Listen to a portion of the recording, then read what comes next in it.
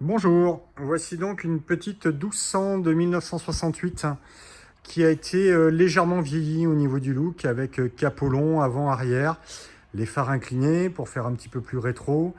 Voilà, c'est une voiture qui a été restaurée dans les années 90 et qui a été faite un petit peu à la mode de l'époque. Alors, à l'intérieur, il y a des sièges un petit peu plus modernes et il y a une installation sono hi-fi qui n'est peut-être plus trop au goût d'aujourd'hui. Mais l'ensemble est cohérent et surtout la base est relativement intéressante puisque c'est une voiture d'un budget abordable. Donc on va faire un petit peu le tour de présentation. La peinture est encore relativement propre en sachant que l'ancien propriétaire, un ancien membre du club Volkswagen de Limoges, était carrossier de métier. Donc il avait fait ça à ses goûts quand il était plus jeune. Et la voiture est donc proposée à la vente pour restauration parce qu'elle n'a pas roulé depuis 2006, hein, date du dernier contrôle technique et de l'assurance. On peut le voir ici, contrôle technique qui allait jusqu'en août 2006. Voilà. Donc dans l'ensemble, peinture qui présente correctement. Des petits accros localisés, une petite rayure ici. On le verra un petit peu plus tard quand elle sera sur le pont, mais petite cloque de rouille en bas de la porte ici, la même à l'opposé. Voilà. 4 jantes chromées, donc ce sont des jantes façon Porsche 356. Ce ne sont pas des authentiques, hein, bien entendu, c'est des 4 trous. 4 enjoliveurs type Baby Moon lisse qui ont été clipsés dessus. Des enjoliveurs Robry pour les ailes. Les marchepieds chromés, qui étaient la grande mode des années 80-90. Aujourd'hui, ça se fait plus trop. Voilà, donc capot long à l'arrière, pare-choc de 1200, le logo du club. Voilà, ici on retrouve même un autocollant de notre garage qui est un des tout premiers autocollants qu'on avait à l'époque et même nous on n'en a plus de cela. Donc voilà, un rétroviseur qui n'est pas le bon, qui n'est pas le bon modèle. Probablement que l'ancien modèle avait dû être cassé. Bon, on en a au détail hein, s'il y a besoin. Comme les cabochons de clignotants avaient été repeints ton caisse, on les a également chromés s'il y a besoin. Un petit défaut de peinture ici, on l'aperçoit à peine ici sous la baguette de chaque côté. Voilà, le reste du capot est propre. Un sigle d'ancienne qui a été rajouté. Donc les phares inclinés façon phare Rossi. Voilà. Pare-choc avec banane à l'avant. Donc il y a quelques petits accessoires sur cette auto qui auraient besoin probablement d'être resuivis. La peinture a un petit peu cloqué ici, c'est pas de la rouille, hein, c'est simplement avec le joint qui a pincé, elle a un petit peu cloqué le long de l'aile. Hein. Voilà, bon ça reste une voiture pour restauration, donc il y aura probablement les freins à revoir. On l'a remise en route, le moteur tourne, simplement il manque la turbine de refroidissement. Donc voilà, il y aura de la mécanique à faire de toute façon pour la refiabiliser et la remettre sur la route. Freinage, et vidange boîte, vidange moteur, remettre une turbine. Alors à l'intérieur, voilà, les fameux sièges baquets qui proviennent de je ne sais quoi. Probablement une voiture des années 90, laquelle je ne saurais pas vous dire, avec appui-tête. Par contre, ils ont bien conservé les rails de siège de coccinelle. Donc, c'est facile à démonter. Les sièges ont été fixés sur les rails de siège. À l'arrière, on a encore la banquette d'origine. Et voici la fameuse installation sono. C'est un caisson, donc facile à démonter, avec autoradio sous le tableau de bord là-bas. Et le petit volant des années 80-90, qui n'est pas du plus bel effet aujourd'hui, mais on a éventuellement des volants d'origine s'il y a besoin. Le tableau de bord est très propre. Quelques petits manos de contrôle de la mécanique ont été rajoutés. Et pour le reste, c'est fonctionnel. Essuie-glace, les phares, tout ça, c'est fonctionnel. Intérieur de porte avec des enceintes, ici. Bon, c'est pas beau, on est d'accord, il faudra les virer. Et puis, moquette qui n'est pas du tout de la moquette Volkswagen. C'est de la moquette de chez Saint-Maclou, probablement.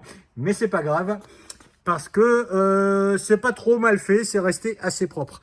Ceintures de sécurité, qui sont des ceintures en rouleur, pareil, c'est pas des ceintures d'époque. Mais bon, ce sont des ceintures, donc il faut les mettre. Voilà, vue d'ensemble de la voiture. Puis après, on va la passer en atelier pour la monter sur le pont pour pouvoir vous présenter les dessous. Voilà, je ne saurais pas vous dire quelle est la référence de peinture exacte, mais je pourrais peut-être la retrouver, c'est possible. Voilà, en tout cas, c'est une peinture métal, hein. Voilà. Ah si, un autre point important sur la voiture qui m'a agréablement surpris, c'est que la voiture n'a pas été déformée. Les portes ouvrent et ferment comme le premier jour. Les jours sont bien alignés et franchement, il n'y a rien à redire de ce côté-là. Les voitures qui ont tapé fort sont souvent déformées au niveau des montants et les alignements de portes font qu'on a parfois du mal à bien les fermer. Voilà, je coupe la vidéo, on se retrouve à l'atelier pour les dessous. Bon, on a monté la voiture sur le pont pour pouvoir l'examiner un petit peu plus sur les dessous. Et on va faire le tour de l'auto pour montrer un petit peu ses points forts et ses points faibles. Donc on avait déjà remarqué le bas des portes ici avec une petite cloque de rouille ici et là. C'est quelque chose à traiter. Ce n'est pas à caractère d'urgence, mais il faudra le faire. Et on a le même défaut sur l'autre porte. Donc ici en bas, au coin, exactement le même défaut. Par contre, tout ce qui est flanc, etc., c'est très très propre. Après, si on passe sous les passages de roues, dans les passages de roues de la voiture. Ici, donc, on a un passage de roue qui est parfaitement propre, aucun souci. Voilà, pas de corrosion. Ici, de ce côté, également, on a peut-être une vieille trace ici qui aurait été réparée, mais sinon, il n'y a pas de rouille, hein, c'est très propre. Passage de roue opposé, côté gauche. À l'avant, pareil, c'est très propre, pas de souci. Et à l'arrière, par contre, on remarque une petite amorce ici. Il n'y a pas de corrosion perforante, mais il est temps de le traiter. Donc un petit décapage et il faut le traiter. On passe à l'arrière. À l'arrière ici, ben, c'est en parfait état. Bon, c'est sale, hein, un petit peu de terre, mais c'est en parfait état. Ici, pareil pour le support de patte de pare-choc à l'arrière. Tout est propre. On passe au côté opposé. Idem. Ici, c'est propre. Tout le passage, si on suit, tout le passage est propre. Fixation de pare-choc également. On passe maintenant sous la voiture. On va aller voir plancher et longeron. Donc là, les planchers, ben, à part la terre, sont vraiment en très très bon état. Aucune corrosion. Même le bac de batterie est nickel. J'en déduis qu'ils ont peut-être été changés dans les années 90. Parce que c'est rare qu'une voiture de 1968 ait encore des planchers aussi propres. Et alors, si on regarde les longerons, ici tout du long, ils sont nickel également. Aucune corrosion perforante sur les semelles de longerons. Même pas de corrosion de surface, hein, d'ailleurs. Juste un coup de brosse, un coup de lavage et c'est propre. Hein. Idem de ce côté, longeron en très bon état, fixation des planchers en très bon état tout du long. Voilà.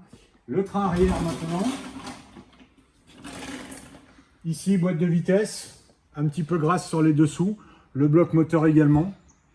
Et on observe que la voiture avait reçu des amortisseurs KYB, des Kayaba, donc c'est de la bonne qualité. On voit également que le démarreur ici est neuf. Le démarreur ici est tout neuf.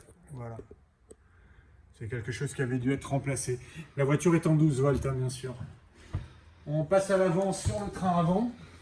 La particularité, c'est que c'est un train avant réglable en hauteur. Donc on a le système de réglage ici, là et là. Donc facile à remettre à hauteur d'origine ou à régler à la hauteur désirée. Le nez de châssis également, pas de corrosion, pas de perforation, tout est propre. Alors maintenant, il faudra prévoir, je suppose, du freinage, hein, parce qu'une voiture qui n'a pas roulé quand même depuis apparemment 2006. Le dernier contrôle technique est de 2006. Voilà. Compartiment coffre à l'avant maintenant. Donc le réservoir qui devrait être noir, mais la mode des années 90, il l'avait repeint en couleur caisse. Il y a beaucoup de fils, mais c'est pas grave en soi, parce que comme il y a une installation sono à l'intérieur, tous ces fils là sont pas forcément branchés. Et à mon avis, le gars qui a du goût, faudra virer la grosse sono à l'intérieur et tous les fils gênants, pour ne garder que les fils d'origine qui, eux, sont branchés correctement. Voilà, cette installation aussi peut virer. Le bac de roue de secours eh bien, est relativement propre. Les numéros de série sur la plaque de caisse ont été vérifiés, correspondent bien à la carte grise, donc aucun souci de ce côté-là.